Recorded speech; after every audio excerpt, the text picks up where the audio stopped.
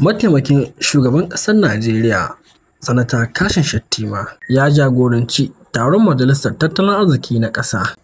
da ɗaukacin gwamnonin ƙasar Najeriya 36 da muke da su a zauren Majalisar Ƙasa da ke Abuja. Taron dai wanda ya gudana a jiya Alhamis 20 ga watan Juli shekara ta 2023. Wannan kwamiti dai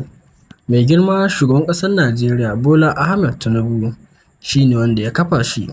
tare da baiwa mataimakin shugaban ƙasar Najeriya shugaban kwamitin, wanda wannan kwamitin zai mai da hankali jihohi 36 da muke da su na ganin yadda za a raba musu kayayyaki domin rage masu raɗaɗi da kuma kawo musu sauƙi a cikin wannan gwamnatin tasa, inda aka gabatar wa ɗaukacin gwamnonin